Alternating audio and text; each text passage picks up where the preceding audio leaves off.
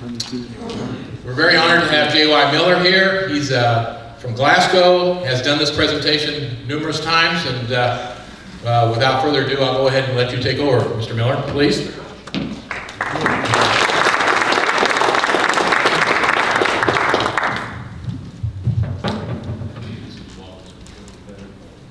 Well, thank you very much. I certainly appreciate the opportunity to be here and do this today. 45 years of teaching, I said I presented 6 shows a day for most of those 45 years to a pretty tough audience. But I do appreciate the chance to be here now. And I certainly appreciate the Tampa Lake and Missouri Archives for the invitation. That flyer's in my yard. It's only about, a block and a half away from where the Battle of Glasgow ended. And I hope this changes the slide. It does. Okay. The Battle of Glasgow, of course, took place in Glasgow, Missouri, no surprise, on the 15th of October, 1864.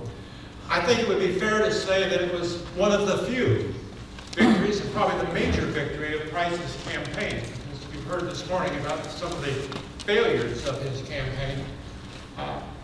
First, General Price was responsible for the Battle of Glasgow, but he wasn't there. He had bypassed bypassed Jefferson City, as you heard this morning, and was continuing on toward Westport, Kansas City. But he had learned that there were 2 steamboats, the Benton and the Weston, that had docked at Glasgow, carrying military supplies. You heard some reference to that this morning too, those overcoats, ammunition, rifles, and 800 Union soldiers, mostly from Illinois, commanded by a colonel. Now, Glasgow had a small Union detachment there, commanded by a captain, Captain Hunter. Of course, when, I got out of sequence here and pressed the wrong buttons. Okay. Captain Hunter had a small detachment of Union soldiers. Glasgow was primarily a Union town, but it was surrounded by folks with Confederate sympathies. Pretty typical of the divided loyalties in Missouri at that time.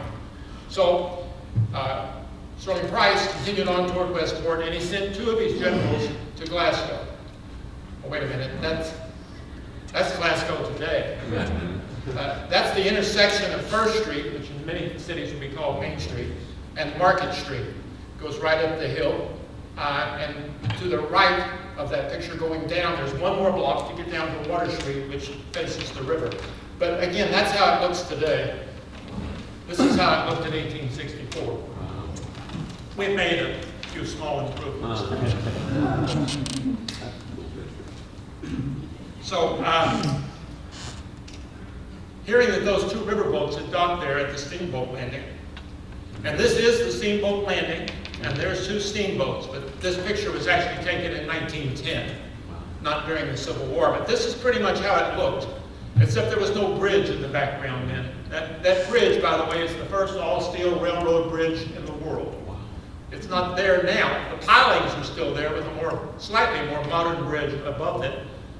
It stood, even though people told Suey Smith, who was the architect who built the bridge, that it would fall down during the winter because steel was not a good thing to build bridges out of. They were wrong. Smith was right.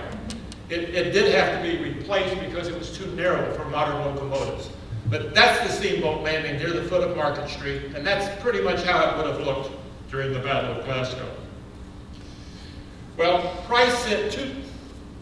Oh, that happened to a previous presenter. Okay. This is General Joe Shelby, who was one of the 2 generals sent to Glasgow. Now, he set up across the river with artillery pieces, and the battle was supposed to start at 5 o'clock in the morning with 2 sets of artillery firing into the city. This should be, and it is, the other general, that's Brigadier General John Bullock Clark, Jr. He was actually from Fayette, Missouri, not far from Glasgow. His father was also a Confederate general, John Bullock Clark, Sr. They were both attorneys and practiced law in Fayette. Now, Clark was supposed to sit up and start firing at 5 o'clock from a hill just south of Glasgow, near the home of a man named Talton Turner. And that farm is still owned by the Turner family. He was late getting there. because he had trouble crossing the river. And so he wasn't able to actually start firing at 5 o'clock. Now I can imagine that since there was no radio and there was not line of sight between those two positions, that Shelby was probably saying something like, "Oh my goodness, I wonder why Clark isn't firing." Or perhaps he used stronger language. I don't want to attribute that to him, but he may have, certainly. But Clark did get there, and he did start firing, and both of them fired artillery into the city. They had 5 cannon between the two of them. So they fired from the military crest of the hill, just south of Glasgow is where they started firing. And they proceeded, just as I was taught in infantry OCS at Fort Benning, Georgia. They slightly raised or elevated their muzzles and caused the firing to farther back out, which caused the soldiers who were defending there on the south side of Glasgow to retreat. And then the Confederate infantry advanced behind that wall of steel. That's what artillery people like to call it, wall of steel. And it's pretty effective. And that's still a technique that's taught, by the way. So, this is the home of Stephen Donahoe. He was one of the 13 founders of Glasgow. He actually never lived in that home. He had a large home north of Glasgow where he owned a lot of property, and he was going to downsize. This was well before the Civil War. And he built this home with the intention of moving into it, and he died the night before he was to move in. But his family moved in and lived there. By the way, he's one of my wife's ancestors. The grounds behind that and sloping down are where the Union soldiers camped. That was their campsite back there behind the Donahoe house. Father Frank, that was later the home of Father Jerry Stockton. This is Colonel Chester Harding. He was in command of those 800 Illinois soldiers on that riverboat. It was the Benton and the West Wind. I think I missaid the name of the second boat a moment ago. But anyway, the Benton offloaded its cargo at the wharf and went back upriver. And the West Wind stayed there, moored at the wharf. Colonel Harding, of course, as colonel, took command of all the Union soldiers in Glasgow, displacing Captain Hunter, who remained on his staff, of course. This is a map of Glasgow. Let me see if I can find out how to make the laser pointer work. Green button. Oh yeah, there it is, top button. I had cataract surgery a few weeks ago and it wasn't successful. I don't see as well as I did before. Oh my goodness. You kind of have to hit it on the top. I see that. Too late. Okay, well, There you go. so this is Glasgow, and at the very top, here we go. This, of course, is the Missouri River. And over here, about here, was where Shelby was firing into the city.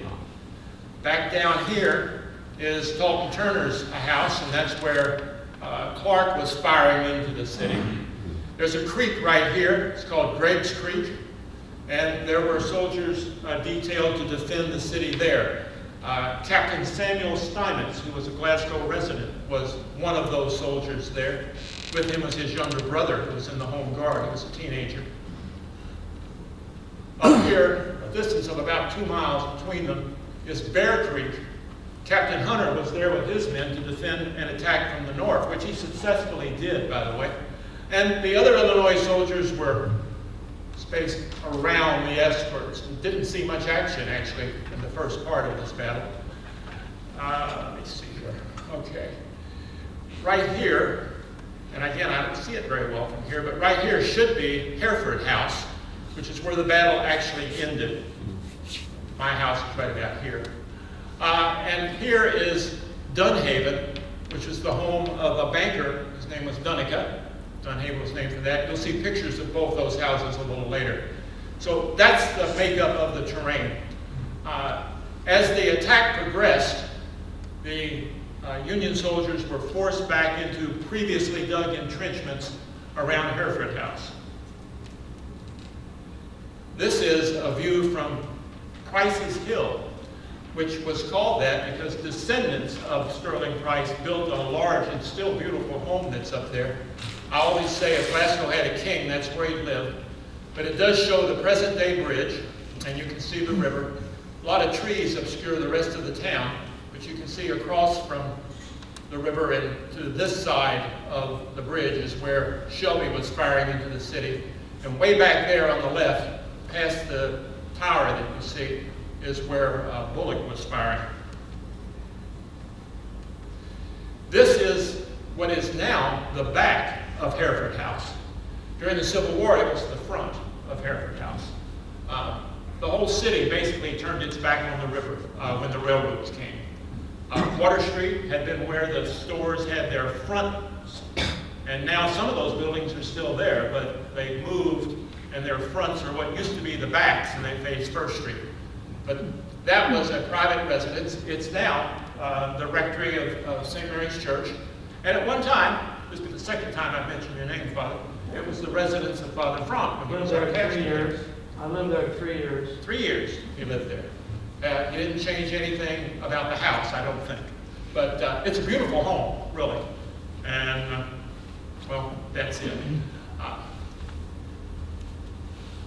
This is Dunhaven, which I mentioned earlier. It's the home of Mr. Dunica, who was the banker in Glasgow, and his role was going to become a little more significant a little later. The Confederate forces occupied that home and fired at Hereford House. And of course, actually they fired at the entrenchments around Hereford House. The church wasn't there then. It was later built right next to it. During the Civil War, there were very few Catholics, if any, in Glasgow. After the war, there were a lot of Germans and a few Irish that came, and Catholicism became the primary religion in Glasgow after that. But if you take off the modern siding on the front of this house, it's pockmarked with bullet holes from that fire. It's about 2 blocks away from Hereford House. This is Samuel Steinmetz, a local young man. He was a cavalry soldier. He'd been in several battles, and he was, as I said earlier, defending the south side of the town. And with his forces and others, he was forced back to those entrenchments that I've just mentioned. And that is his younger brother, Aaron, who was a teenager. In those entrenchments, a sharpshooter fired and hit Samuel in the head, killing him instantly. Aaron ran to his side and was also shot, probably by the same marksman.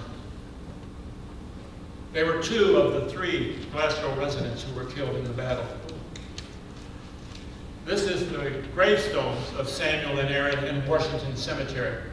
By the way, that cemetery also holds the graves of 7 of those 13 founders, including Stephen Donahoe. James Glasgow, that the town was named after, didn't have anything to do with Scotland, bailed out on us pretty quick and moved to St. Louis after we named the city after him. Anyway, he's buried in Bellefontaine Cemetery in St. Louis. This is the Reverend William Goff Caples. He had been a chaplain with Price much earlier and was captured after a battle and given parole, which, as you know, go away and don't fight us anymore. He accepted assignment to pastor the Methodist Church in Glasgow. And during the battle, he was in his home. And if any of you have been to Glasgow, there's a Casey's store at the intersection of Commerce Street and 3rd Street now. But that's where his home was. And hearing the cannon fire, he unwisely went out on his porch to see what was going on. And was struck by a cannonball and killed instantly, ending his career. This is his gravestone in Brunswick next to his first wife. This next story actually comes from this book. It's a wonderful book, My Brother's Keeper, by Dolph Rolfe. Daniel Rolfe, I think it is. Anyway, it's acts of mercy during the Civil War. And there's a beautiful story in it that took place right after the Battle of Glasgow. And I have moved too fast again because I can't see my script. Anyway, here's what happened. After the surrender, Colonel Harding realized that he was running low on ammunition, was greatly outnumbered, and he offered to surrender. And Shelby and Clark accepted that surrender very graciously, really. They granted everyone parole. They let the officers keep their sidearms and their horses. At that time, officers given parole had to be returned to Union authority. And so a young lieutenant, Lieutenant Graves, was detailed with about 13 Confederate soldiers to escort those, I think there were 58 or 59 Union officers, to Boonville, where there was some Union detachment, and they were to be turned in there. As they left Glasgow, Lieutenant Graves, who was no doubt a good officer, had flank security out on both sides, and one of his outriders returned to him and said, "We've spotted at least 100 riders, and we think they're Bill Anderson's men." Well, very shortly, 3 men rode up on horseback and announced that they were indeed Bill Anderson's men, and that there were 300 of them, they claimed. So the actual number was probably somewhere between 1 and 300. But anyway, they were looking at a force of about 60 Confederates and, well, I'm sorry, not nearly that many, about 60 Union officers and 14 or so Confederates. They said, "We want your prisoners." Graves understood what would happen if he turned them over. It would be an execution. And he was a brave man, and it's proven by what he said next. He looked at those 3 riders and he said, "Sir, I command Confederate soldiers. You are a bunch of murdering rabble. Stand back or be fired upon." Well, they wheeled their horses and rode off into the distance. And Graves formed his men into a skirmish line. He put the Union officers in the center of that line, saying, "I want to protect your flanks." One of those officers produced, he had hidden in his uniform, his company guidon, and they've taken the guidon they had here away, but it was much like that, I assume. And said, "Can I put this up next to your flag?" And the answer was, "Yes, of course." Well, they waited to be attacked by a superior force. Graves even asked his men, "Do you want to stay here with me? Because I'm going to stay." And they said, "We're with you to the death." And I'm sure they assumed that that's what it would be. But there was no attack. And they went on toward Boonville, met a group of Union soldiers, made the transfer, and the war went on. Colonel Harding wrote in his after-action report great praise for Graves and said, "We could not have been better treated by our own men." After the war, many of those Union officers were in St. Louis.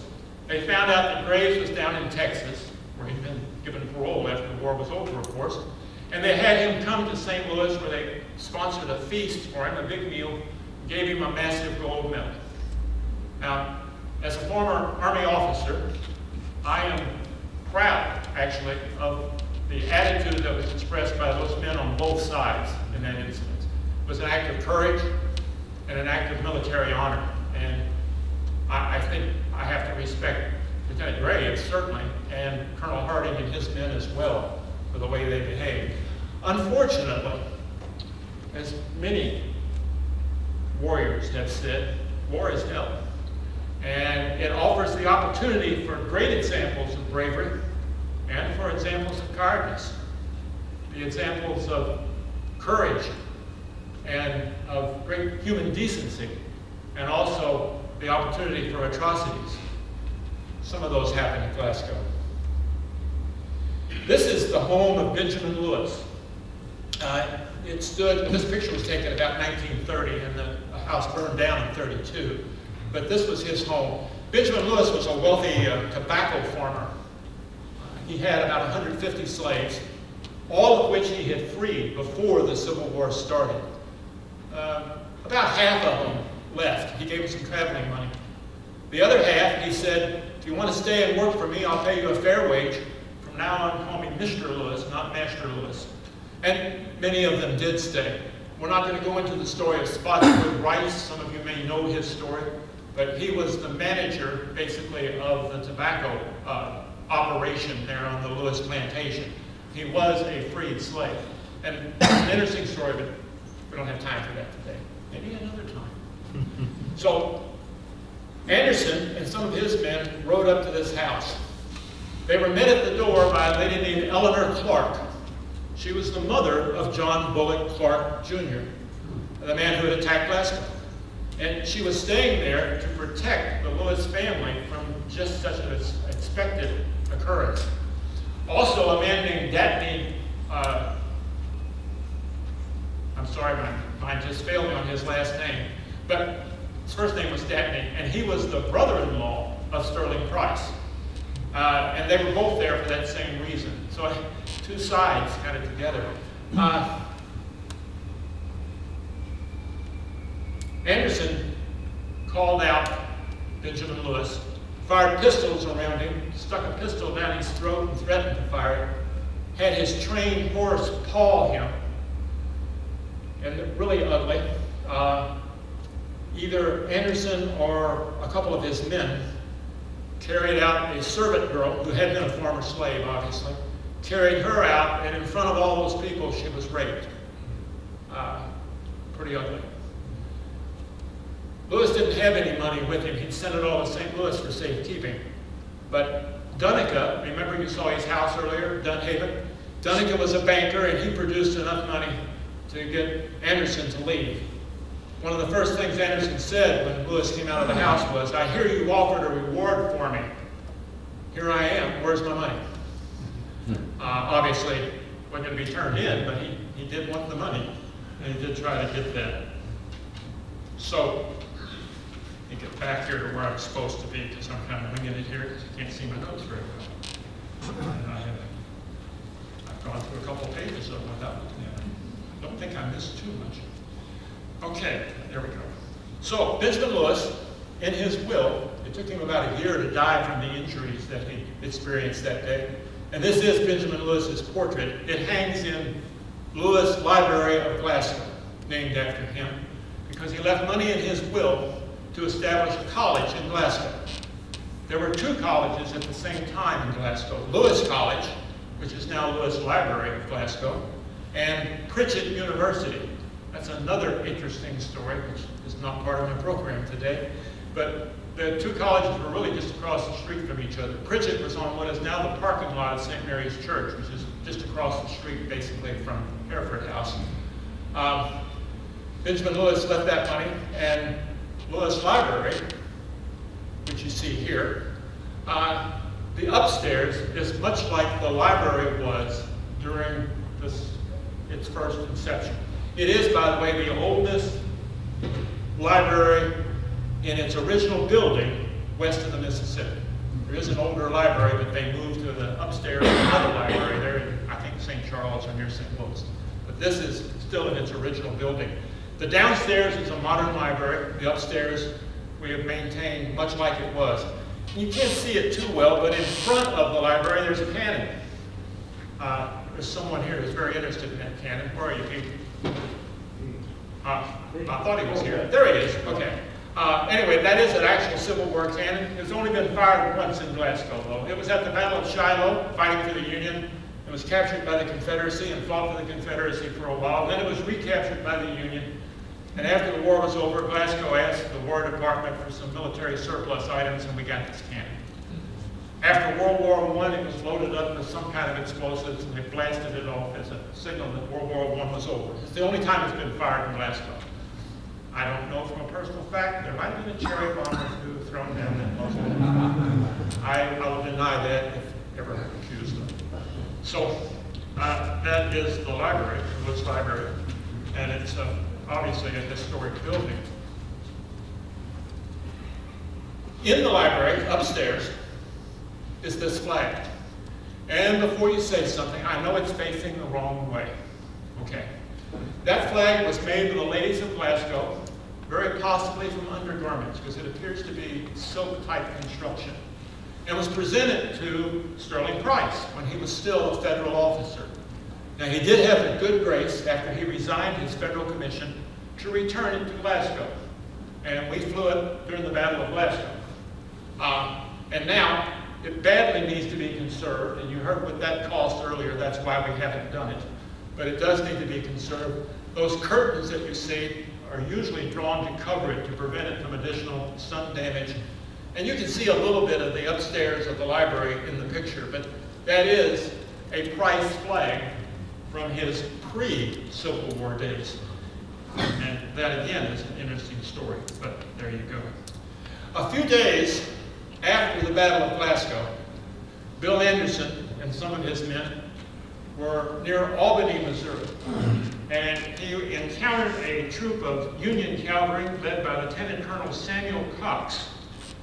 Anderson and one of his compatriots, supposedly, Anderson put the reins of his horse in his mouth, and firing one pistol in each hand, he charged the Union cavalry. The result, I think, is predictable. This is Anderson an hour or so after that attempt. And, you know, he looks pretty good for a man who's been shot 13 times and been dead for about an hour.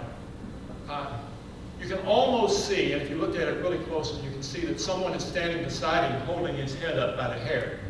But that is the end of Bill Anderson, and he is buried in Albany, Missouri. And that is his tombstone. Richmond, Missouri. Say again? He's buried in Richmond, Missouri, the Pioneer Cemetery. You are correct, sir. He was, the encounter occurred in Albany, but he is buried in Richmond. Thank you very much.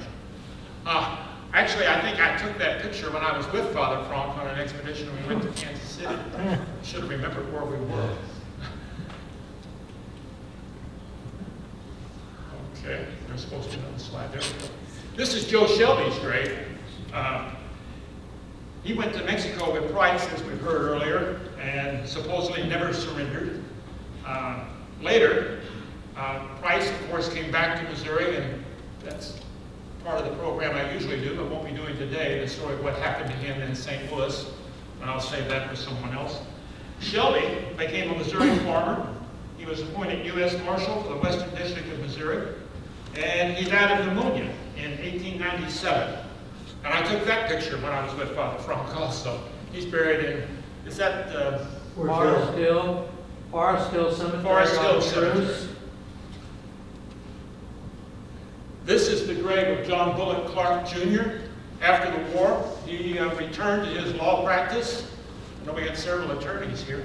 He returned to his law practice in Fayette and did that until he was elected to 5 consecutive terms as a U.S. Senator.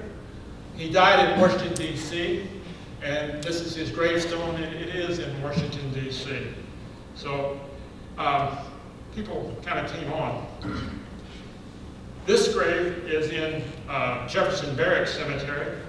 After the war, Chester Harding, and it's kind of unusual, I think, after the war, he was promoted to Brevet Brigadier General. And you know, brevet really means temporary. And those kind of promotions often happen during wartime. But his came after the war. And he had a fairly distinguished military career doing mostly administrative work. And he died in St. Louis. He's buried in Jefferson Barracks Cemetery. His gravestone, which I know you can't read, but his gravestone gives his rank as colonel, which was his permanent rank. I'm not sure where I am on time. I've got a little more, but this is really the end that I plan to present. I think I've gone rather fast, so I should have some time.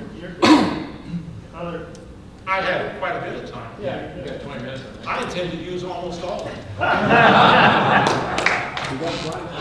Well, that flower's in my yard also, but that's not going to be the end of my talk because I did have a few extra slides. This is a personal story, but it is related to the Battle of Glasgow.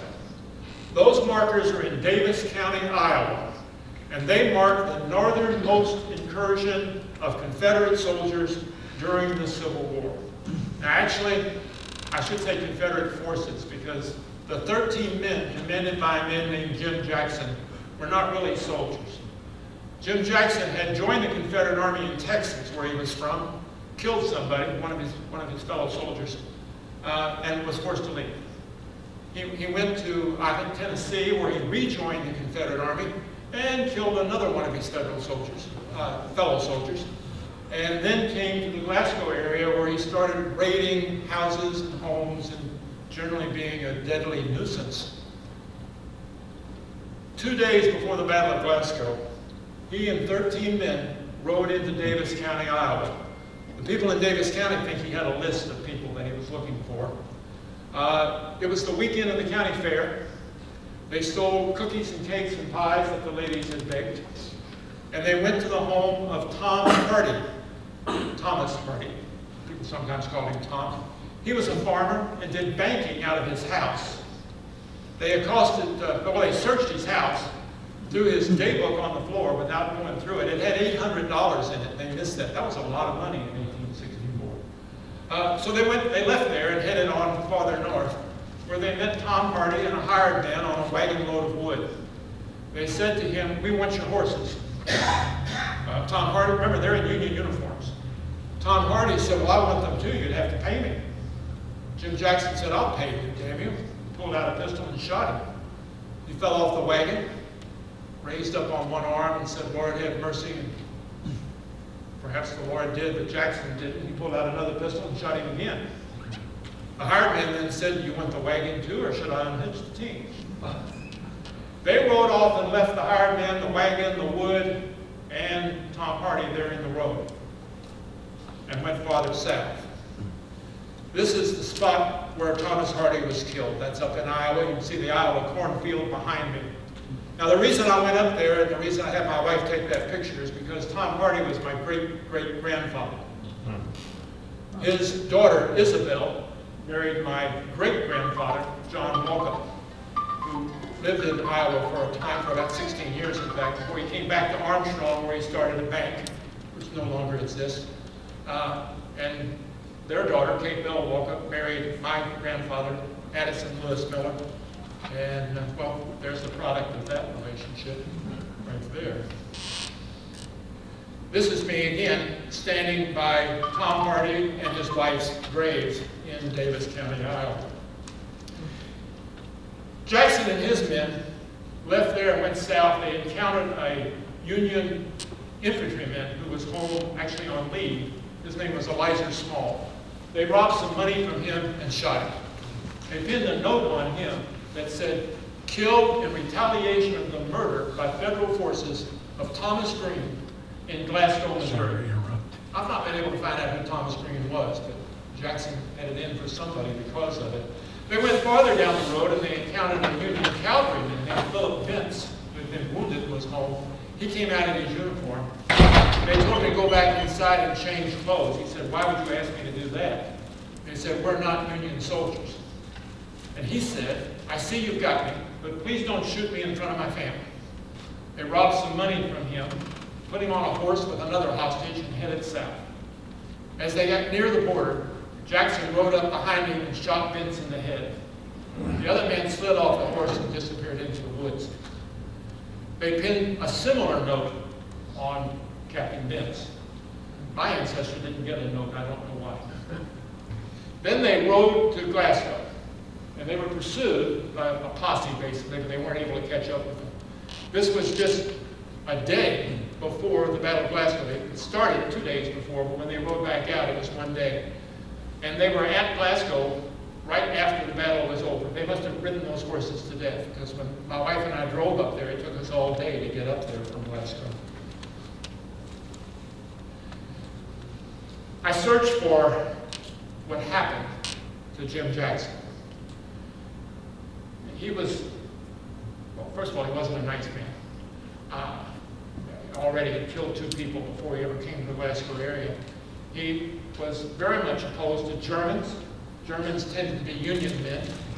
Didn't like black people very much either. I'm going to use a word that I never use, but it's a quote. Jackson said, "I hate those damn Germans. Worse than," I can't say it, but you know what the word is. I'll just say black folks instead. He would pin notes on most of the people that he killed. He hung some of them, he shot others, and he got notes pinned on them. Finally, it was getting so bad that Union soldiers or Union authorities put out word to capture him at any cost. And I guess he felt the pressure. He and one of his men went to Columbia and turned themselves in to the Tiger Battalion. That, of course, is why the Mizzou Tigers are the Tigers, because of the Tiger Battalion. They gave him parole, told him to leave the state, and he headed toward Illinois. Passing a small town north of Columbia, he skirted the town, and that alerted the home guard. They chased him down. They said, "Well, we have parole papers." They said, "Well, we're not far from Columbia. We'll just send down and see if that's true." And word came back that there were parole papers, but he had held up a stage that had a U.S. congressman on board, who wisely did not reveal his identity, but they shot one of the outriders of the stage and killed him. So they said, the parole was no longer valid. So they took Jackson out into the woods and formed up a firing squad. He said, this is one of the few reasons I can kind of respect him a bit, I want a brave man to shoot me because I'm a brave man. And he gave the commander of the firing squad some money that he had hidden in a bandage under his clothing. It's not unusual to tip the executioner. If that job has to be done, you want it done efficiently. So they shot him. And then they dragged his companion out, kicking and screaming because he wasn't quite as brave, I guess, and they shot him too. And they buried him, according to all reports, under a rock. I searched for that rock. I found it. There it is. It's off in the woods, near a cemetery, in that little town that I'm not going to name because I don't want you going up there and putting a monument for him. If you look closely at that rock, you can see that someone has carved the word Jackson on it. And that happened after the war was over when some people from Texas came to town and asked where it was, and they were told that. So, when I was searching for it, I had two thoughts of what I might do. One of them involved putting a note on it. And the other one involved bodily functions. And I'm kind of proud to say I didn't write one. I actually stood there and said a prayer for his soul. So that's the story of the man who murdered my great-great-grandfather. And that is me after giving this same program in greater length at another location. And that's Bill Anderson's gravestone again, which was already in the program. Why did that happen? This is a statue of Sterling Price. It's up in Salisbury, Missouri. Keithville. Sorry, I always mix those two up. This is the front of the rectory, Hereford House. And the interesting thing about it is, let's see if I can get this to work. After the church bought it to serve as a rectory for the newly built church, this was the back originally. And right where I'm marking here, that was all covered with dirt. This was the back of a dark basement. And they cut those windows and a door. The original door had been up there. But they cut the windows and the door. The office, the priest office is right there. The parish office, really. And this, I think, I don't know, a guest bedroom, I think, down there, I don't remember. They don't let me in the rectory that often. But that's Hereford House. It's a historic home, obviously. And I don't know what that is, but it has nothing to do with my program. And so I think I am finally finished. And I thank you for your attention, and I truly appreciate